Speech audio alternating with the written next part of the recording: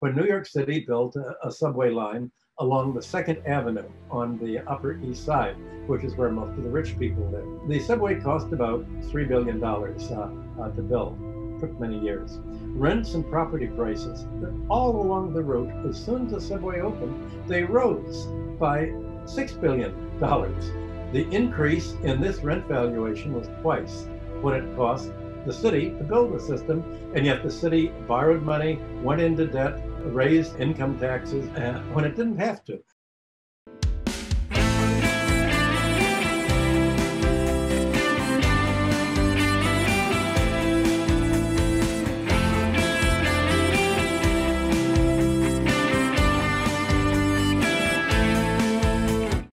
The first question is, why is the currency based on tax system?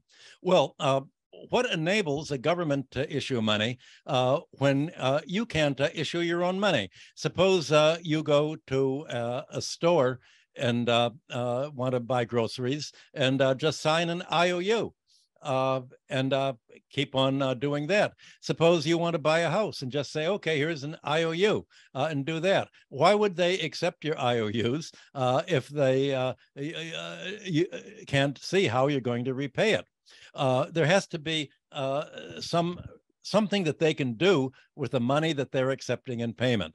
Well, the reason that the United States and European governments can issue their own currency is not simply that it's legal tender. A government can't simply say, we're going to print money and we're going to give it to people and you have to accept it. There has to be something to spend it on, and that something is paying taxes.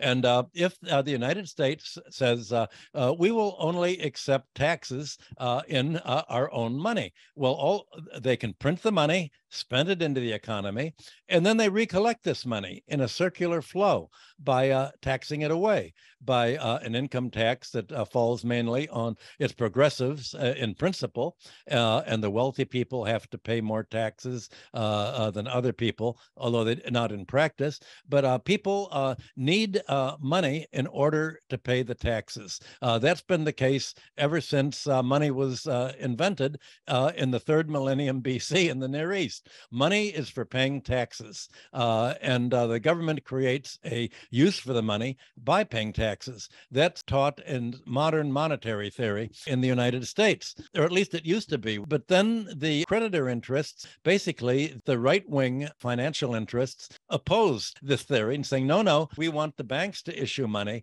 We want to issue the money essentially to buy property. And most bank credit in America is issued for buying real estate. The government prints money basically to spend into the economy for social reasons and for military reasons, to build infrastructure, to pay pensions and Social Security, to provide medical care, and to provide basic social needs, and to spend on military. China has a problem. It thought that maybe it can get rich in the same way the United States got rich after World War II, by creating a real estate bubble. When China has sent its students to the United States, they're not taught that instead of making America rich by higher real estate prices, all of these prices mean higher debt. And America's made the banks rich and becoming what the English language calls house poor.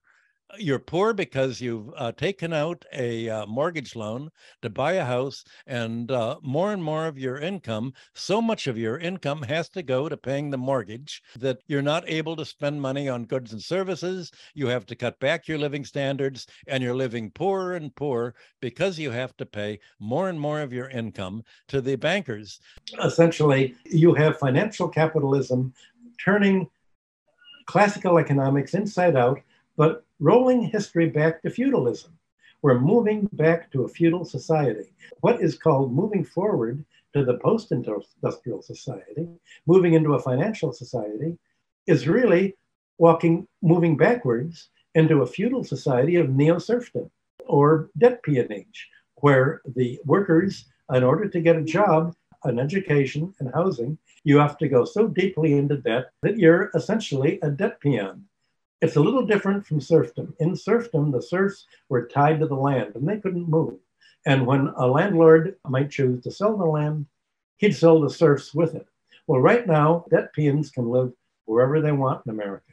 But wherever they decide to move, they're going to have to subject themselves to the same debt peonage, to buy a house on mortgage credit, to pay for an education, to pay for a car loan, to balance their budget by taking out credit card debt, and to live on debt. They have to go so deeply into debt, they lose their economic liberty. They lose their ability to choose. Now, much of the net worth of the middle class is in the housing, but right now the middle class is shrinking, home ownership is shrinking, and you're about to have 10 to 20 million evictions in the United States and defaults on mortgages because of the coronavirus. So you're going to have a vast concentration in absentee rental ownership by companies foreclosing and on mortgages that haven't been paid because the homeowners or the renters haven't been able to work during the pandemic. But America says, well, it's a free market, meaning you're as free to sleep under a bridge as anybody else. Why are real estate prices going up so much? It's because the value of land rent is going up. The rent of location. People want to live in a good location. They want to be near transportation. They want to be near parks. They want to be near schools if they have children. Obviously, rent isn't based on farming anymore. You have agriculture falling to only 3% of the American GDP.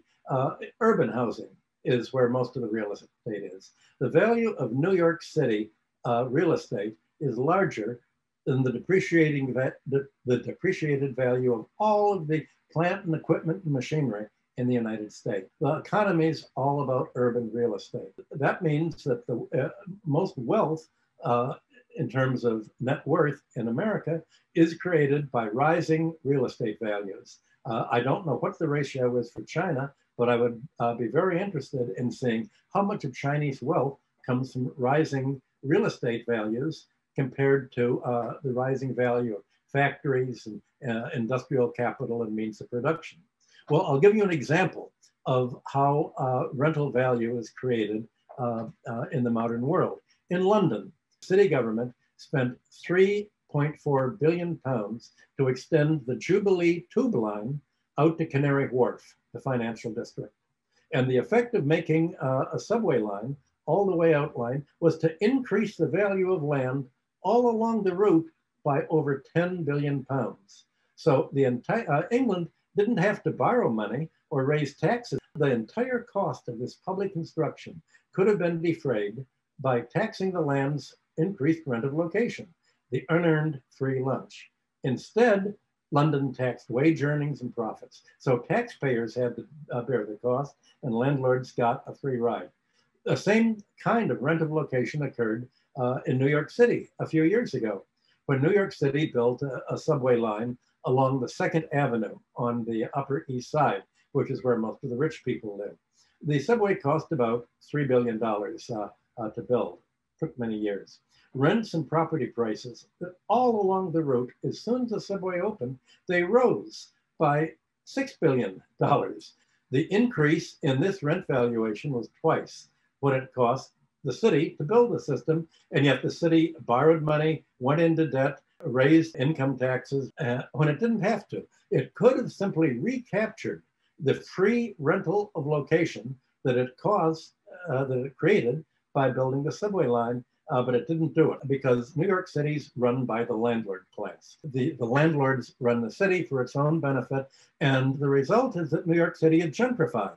What do landlords want? They want high rents. Anybody now who wants to buy housing in New York or to rent housing, if you rent housing, it costs $4,500 a month for housing. Nobody could work as a hand worker here, paying $4,500 a month to produce goods and services to compete with what Chinese laborers paid. So rent has been pricing New York out of the market. Who's buying these apartments? Financial people, Wall Street people, and the lawyers, because in Wall Street, you make your money the old-fashioned way, by cheating people. You don't pay the workers, You don't pay the suppliers, you make them sue you. The way that you create wealth is to create the kind of society that will produce a lot of billionaires, but the rest of society will be poor.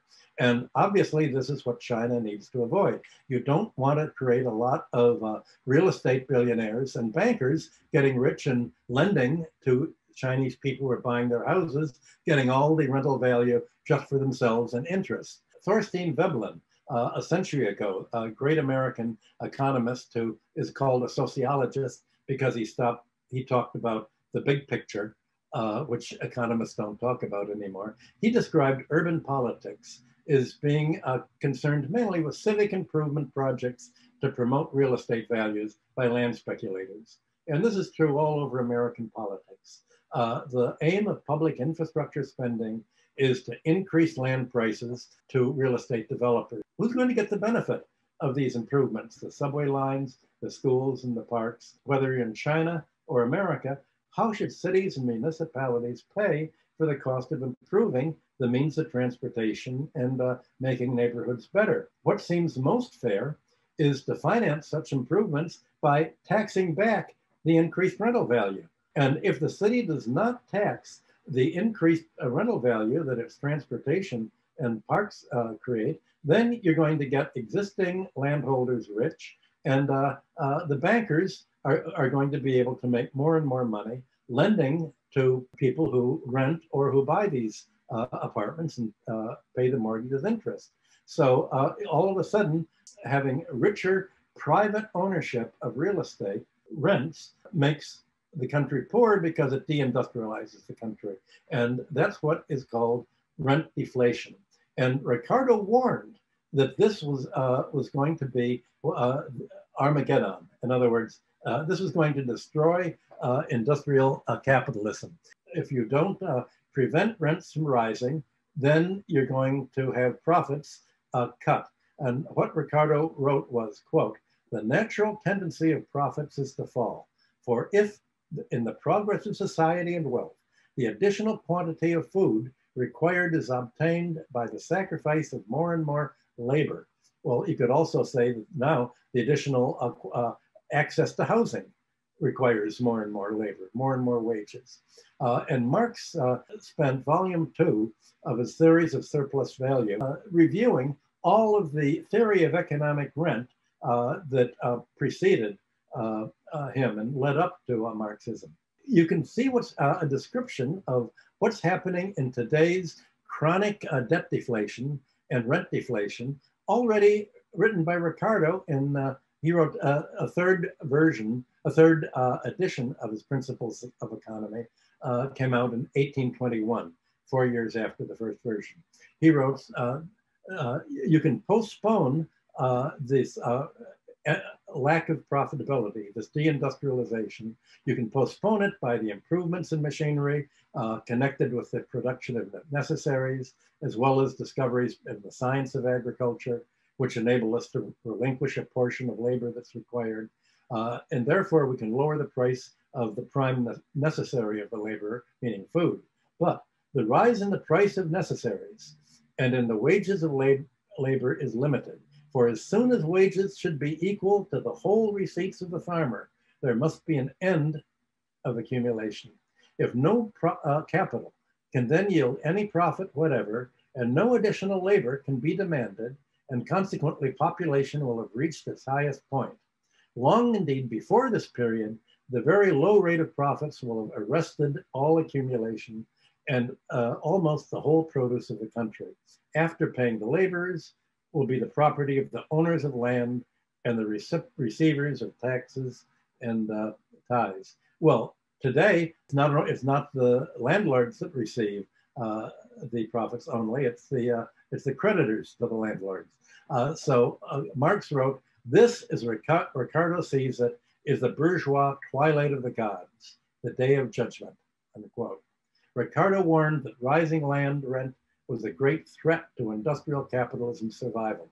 And it is again today. Despite the increase in technological productivity, real estate and other natural resources, more and more rent is in the hands of rentiers, landlords and creditors. In other words, if you look at the labor needed to produce the goods and services you use, not growing anywhere near as rapidly as prices are going up. Prices are going up because you're paying a rentier class. You're paying a landlord class. You're paying a financial class. And the economy is being financialized. And that is what has ended industrialization in the United States and shifted the production of industry away from North America to China. That's why you don't want the same thing to happen there that's been happening here. China owns the land. Hong Kong owns the land. But the problem is you have to not only own the land, the whole purpose of owning the land is to get the land rent. And if the government owns the land, but it doesn't tax the land rent, then it's just as if it doesn't own it. It's just as if it still leaves the privilege of getting the land rent in the hands of the landlords. Basically, China's banks have done just as you've described. They're saying, okay, we'll enable you to pay higher and higher prices by paying less and less of a down payment to get a house and more of your income. All of that is unnecessary. It can be avoided very simply by a land tax. If the government would tax the land value, not the building. The basic principle of classical economics has been to tax away the land rent. And if you tax this rising land value, then the housing prices wouldn't go up. If houses became more desirable in some locations, you would have to pay more of a land tax, a rent tax, but the housing price itself would be kept low. The problem is that now that China has made the mistake of following the American financial advice and making itself just on the road to serfdom, that the American economy has made its homeowners, where owning a home is the road to poverty, not to getting rich. Owning a home is the way to making the banking class the dominant class, the upper 1%, and enabling the 1% to crush the 99%. What do? Well, if you impose the land tax, that immediately is going to lead to a default, because the homeowners can't pay the mortgage that is paid out of the land rent, and at the same time pay a tax on economic rent. Something has to give. Well, the good thing is that the banking interests will lose. And fortunately, China's major socialist policy, distinguishing it from the West, has been to keep money and banking in the public domain. So the homeowner would pay less mortgage to the bank, but this would be replaced by a land tax. And once a building is built, the price of that building should never, ever go up, except maybe there's a general overall prosperity that will raise prices. But basically, China can afford to wipe out the land rent that's paid in mortgage and have it only paid to the tax authorities. The government will end up basically saying, okay, we're foreclosing technically on the bank loan that you've taken out from a bank or creditor. If the bank is privatized and the creditor is a private creditor, they're going to lose. Well, they've had a good run, but the bad game is over. The hallmark of a socialist economy is not to have economic rent and a rentier class. It's to make housing is a public utility, just as healthcare is a public utility, just as access to water and education are public utilities. Housing should be, and you get it. You don't want a socialist economy to have economic rent. That's why in the United States and Europe, they no longer teach the history of economic thought, because if you study the history of economic thought, then you realize that this is what industrial capitalism of the 19th century was all about. Capitalism was revolutionary because it was to get rid of the landlord class and to replace the landlords with the government. It was to get rid of the banking class as a private class and to replace banking with what China has with the Bank of China. China can now complete its resume its socialist policy and extend its socialist revolution into the financial sector by essentially wiping out the bank debt and replacing it with setting the rent tax at a price that is payable and within the ability of Chinese families to pay up to some, let's say, 15 to 25% of their income. Banks would not lend a mortgage to borrowers where paying the mortgage would take more than 25% of their income. And if a banker, a private lender, or even a Chinese bank affiliate has made a loan that absorbs more of the income than 15 to 25%, the loan's wiped out. It's a bad loan. So China should get rid of its bad loans and bad debts and lower the cost of housing. And if China is to make its economy more competitive, then it's going to essentially have to save its economy from the kind of debt peonage that American homeowners have been driven into. It should look at the United States mortgage market not as a way to get rich by raising housing prices, but as a way to impoverish the economy by imposing debt deflation on the economy. And I've described that in my book, Killing the Host, that will be translated into Chinese.